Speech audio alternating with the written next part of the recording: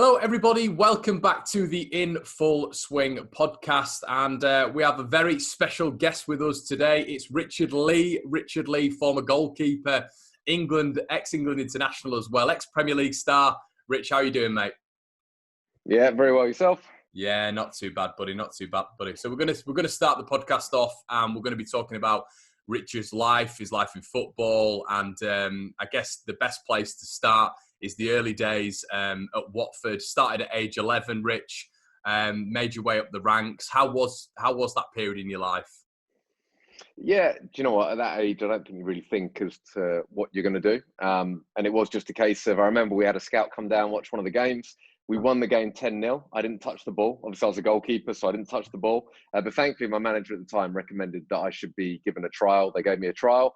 And I could say the rest is history, but obviously there's so many different hurdles you got to go over. So it was like trial after trial, short contract. Even at that age, you get short contract after short contract. But thankfully, Watford stuck with me. The manager seemed to like me, and I stayed there for a long period of time in the end.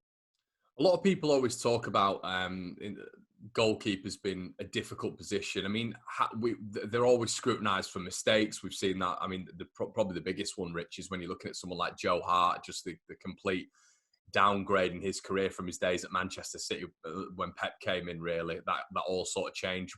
How much pressure is there on a goalkeeper in today's modern climate?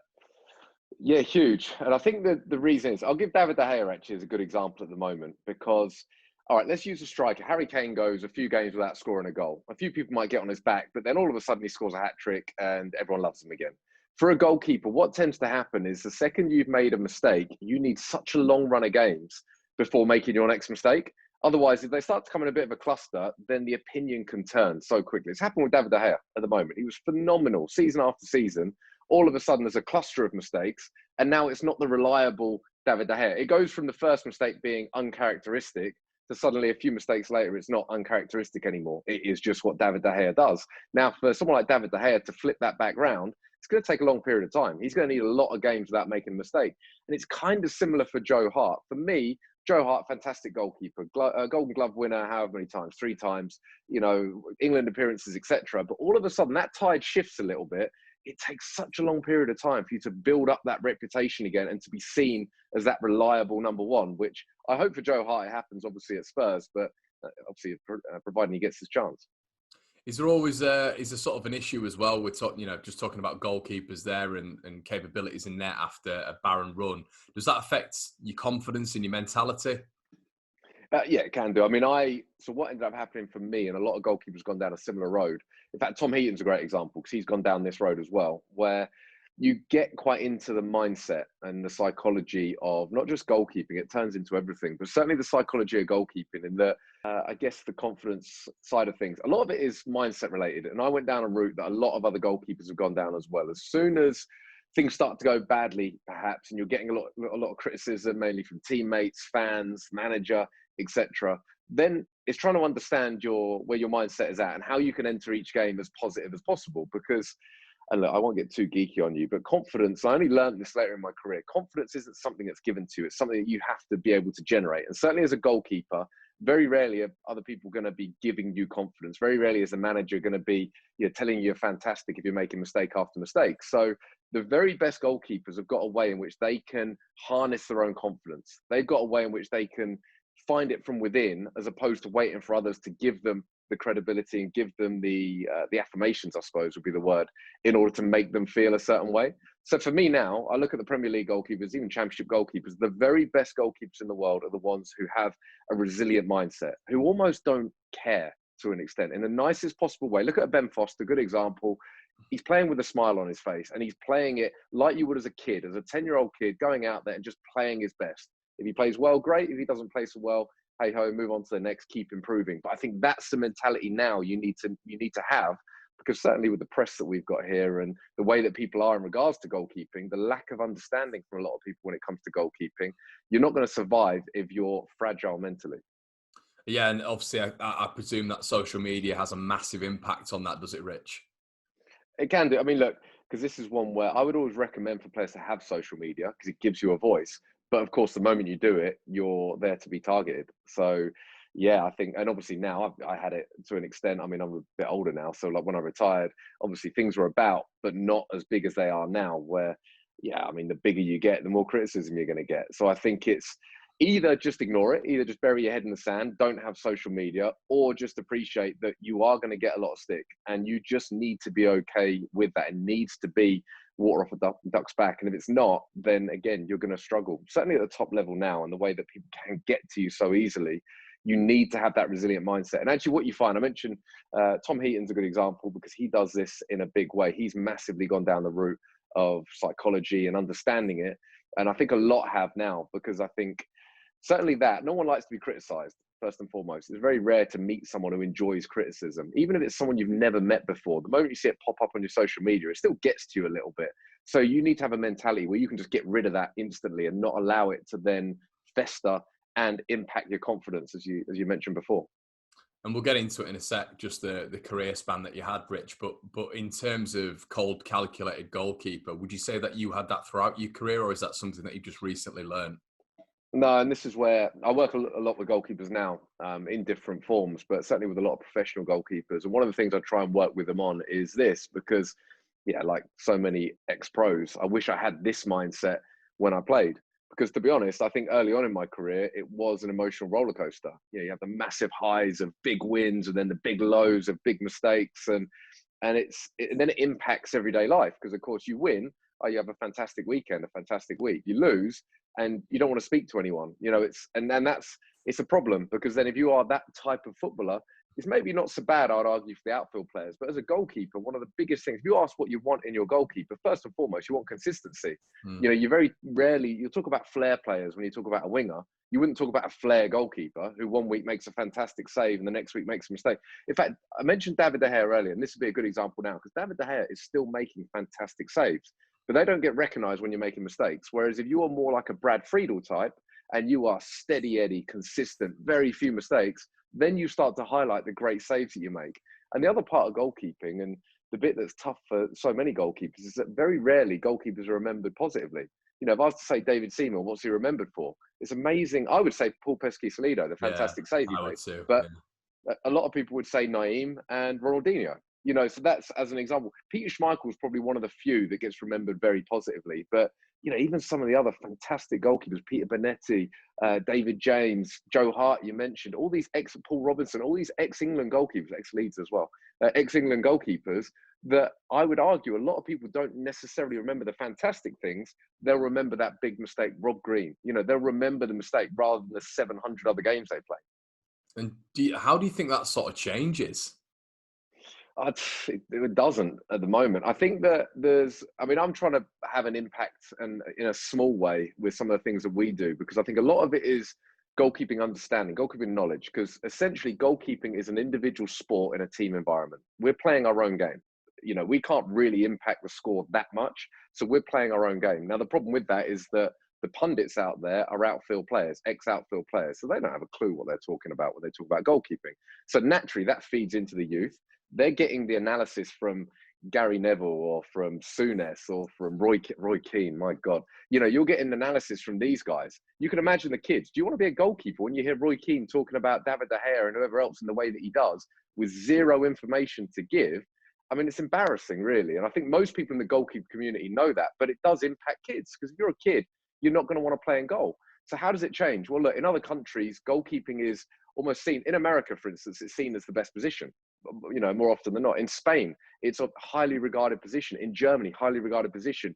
In England, it isn't. It's still the last kid to get picked goes in goal. And that's where I think the shift will come. We need a poster boy, basically. And that might be a Dean Henderson. It might be an Aaron Ramsdale.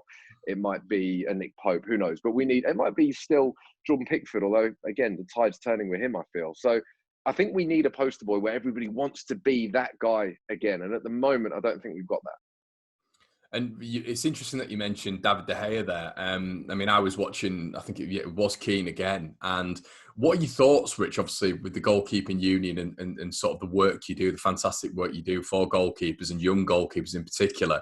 What are your thoughts when he turned around after, I believe, De Gea made a mistake and said, I wouldn't even let him on the team bus, I'd let him get a taxi home?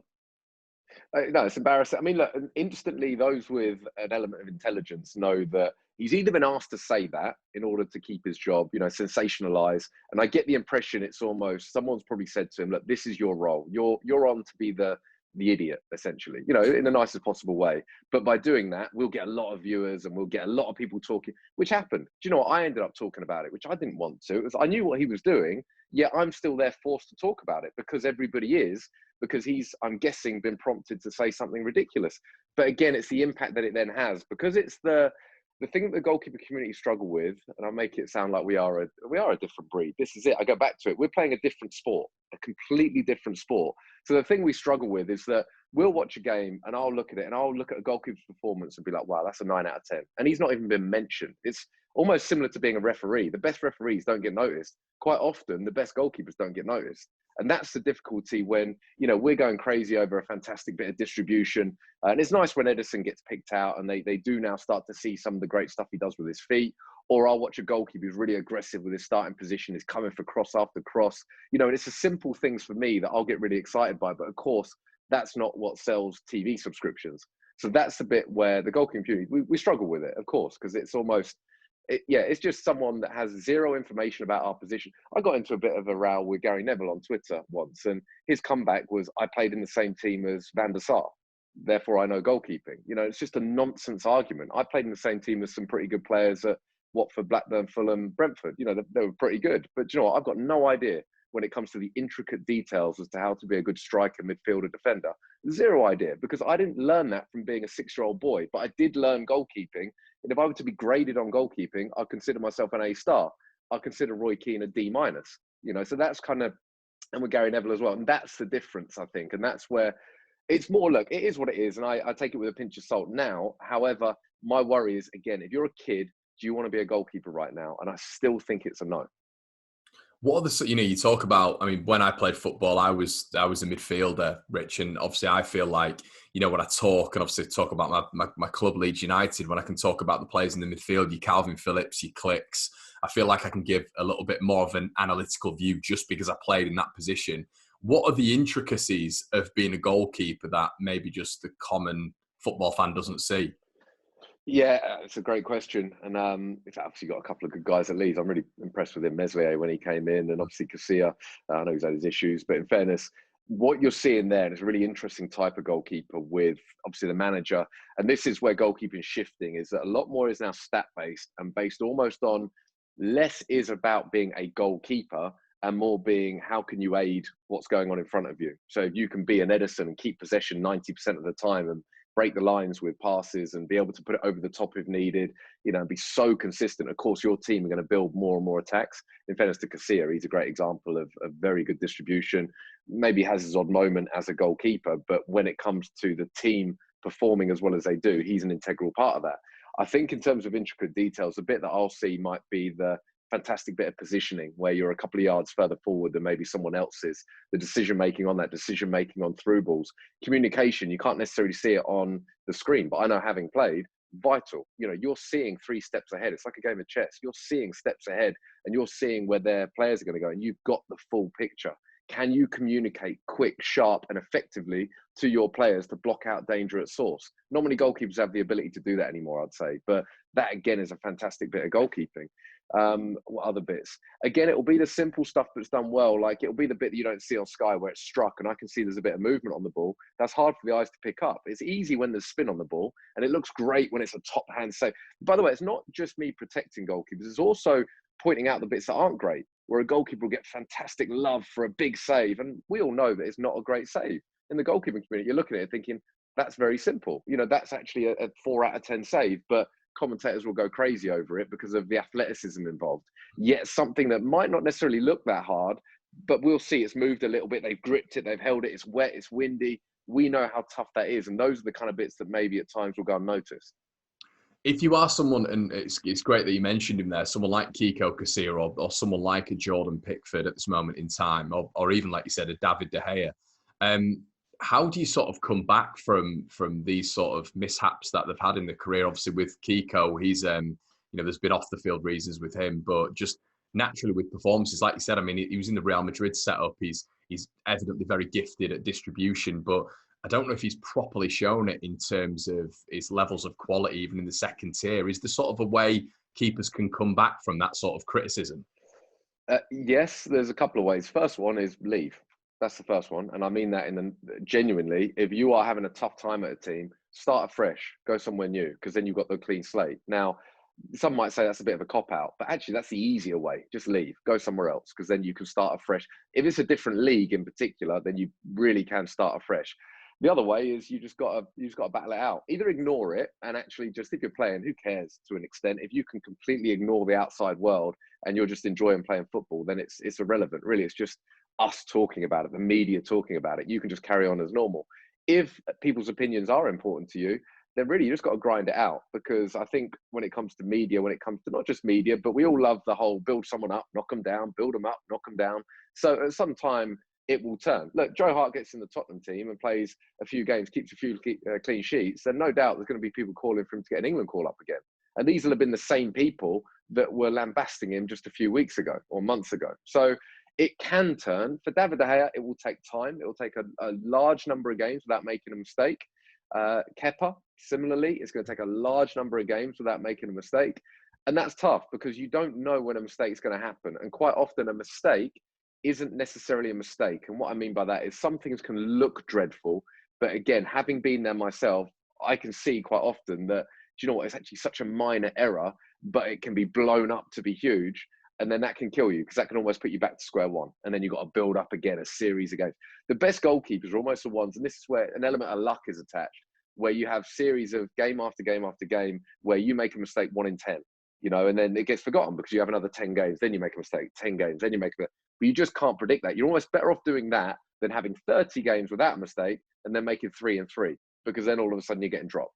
And that's where, to an extent, I'd say luck plays a part.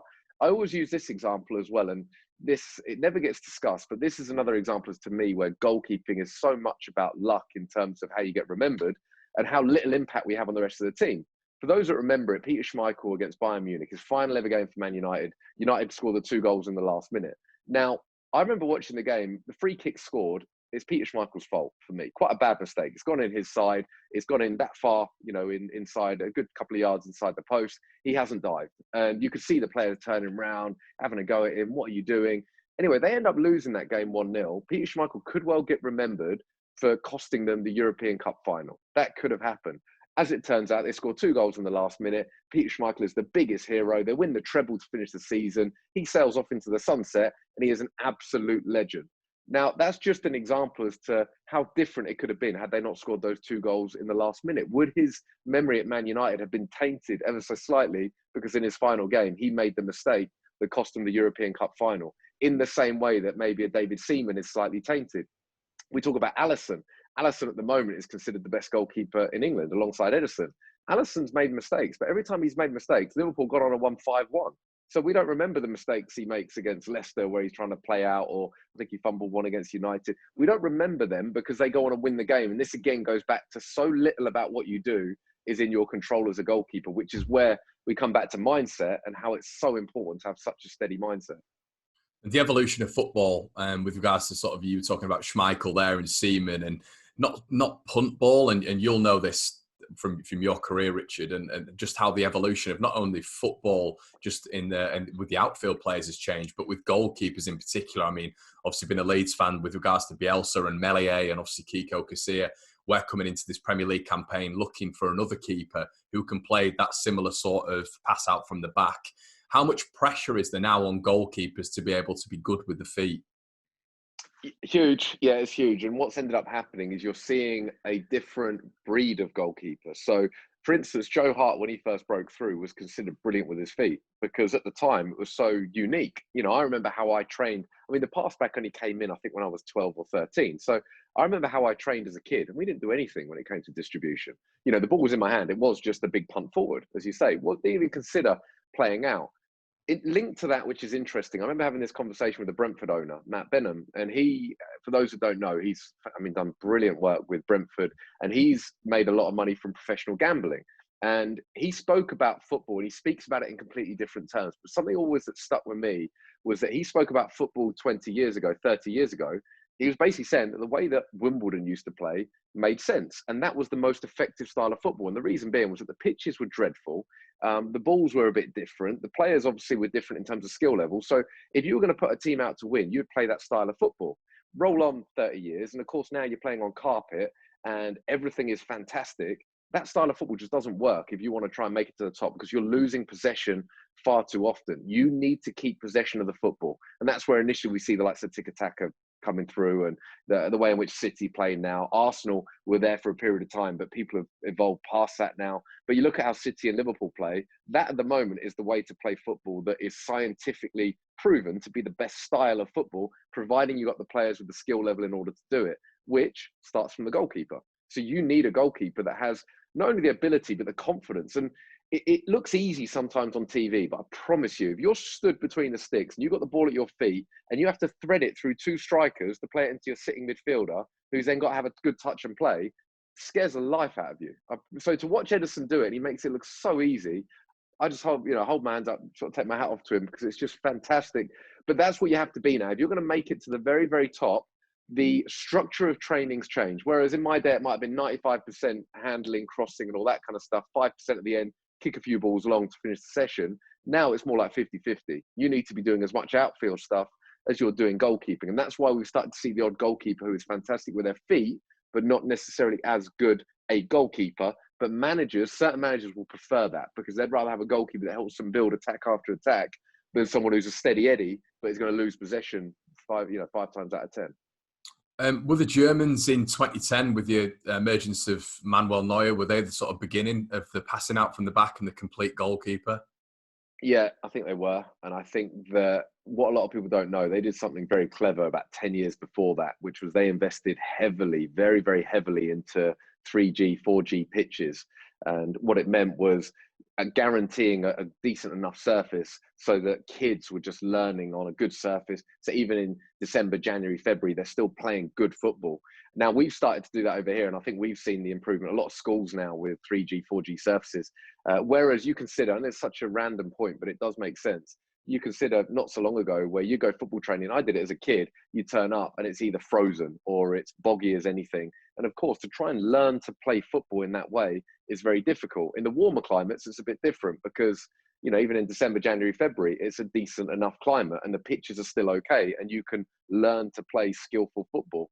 And that, I think, also plays its part. So for Germany, I think that was a 10-year project to suddenly see the emergence of Manuel Neuer and that age group, who actually won the under-21s tournament first and foremost, I think, and then that group obviously went on to be very, very successful. And we're now seeing it with England, which is great to see. But you're right. I think Manuel Neuer, was probably one of the first. The Spanish goalkeepers as well. Even David De Gea, I remember when he first came over, and Fabian Barthez when he first came over, and it was like, wow, this guy, unbelievable with his feet.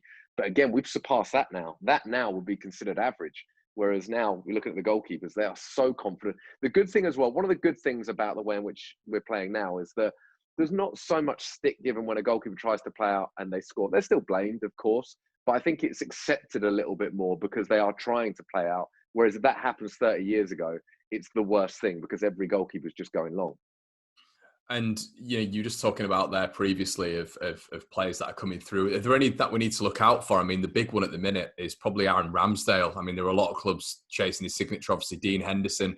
Are there many that you're seeing coming through who've got a real expectation and potential on the shoulders there, Richard? Yeah, there are. There's a few in the trade. There's one who I know personally very well, and he's worth a look, is Joe Bursick. And he's only just turned 20. He's just on loan to Doncaster for the season in League One. He'll play regularly for them. And the reason I mention his name, unbelievable with his feet. He was actually a midfielder at Wimbledon. So at a professional club, he was a midfielder at the age of 14, 15, and he swapped to be a goalkeeper at Wimbledon. Now, that happens at Sunday League football, but very rarely do you swap from being an outfield player at a professional club to being a goalkeeper. He then got signed by Stoke for quite a lot of money. He's now gone on loan to Doncaster. He actually was at Accrington Stanley last year in League One, and he took free kicks for Accrington Stanley. Like, it's, goes back to the old, what's his name? Chilavert. Yeah. That's it, Chilavert. It goes back to that, which just doesn't happen anymore. But he was that good, he's that good with his feet that Accrington Stanley had him taking free kicks last season. So he's one that's certainly worth a look. There's some other younger ones. Again, I just think the way in which we're training now, I love it that it's happening at the professional clubs. training's changed. We haven't got the old school goalkeeper coaches anymore that just do your volleys, half volleys, and the standard training. It's now becoming a lot more about the plyometrics, about your power, explosive power, spring, speed of feet. We're seeing then a slightly different foreign element that's coming into our training. I say foreign because this I see as well. Like, you've almost got a stereotypical Brazilian keeper. You've got a stereotypical German keeper, stereotypical French keeper, Italian keeper, English keeper. And I think we're now starting to see a lot of these different attributes coming into the young English goalkeepers, which I like, because I think I look back and there was a bit of criticism for a period of time about the English goalkeeper, in that they were seen as being almost too big, too stocky, too slow, and that was what we were creating. Whereas I think now we're seeing a different shape of goalkeeper being created, very good when it comes to distribution, intelligent. And I think a lot of the young coaches we've got out there, Premier League goalkeeper coaches, the 23s goalkeeper coaches, academy goalkeeper coaches, are very, very good. So I'm quite excited for where English goalkeeping is going. The thing I'd love to see, and I kind of bang this drum, is a little bit more when it comes to the pundit side. And I probably touch on this too often, but we'll go to a referee in the stands or go to a referee in a box to tell us about certain decisions. Yet very rarely, even though they've got the likes of Peter Schmeichel doing bits and pieces, Paul Robinson now doing bits and pieces, Chris Kirkland, Matt Murray, you know, I do the odd bit as well myself. There's enough people there that can give quality information on goalkeeping, yet they don't tend to do that when there's a big goalkeeping mistake. They still go to a Gary Neville, Graham Souness, Roy Keane.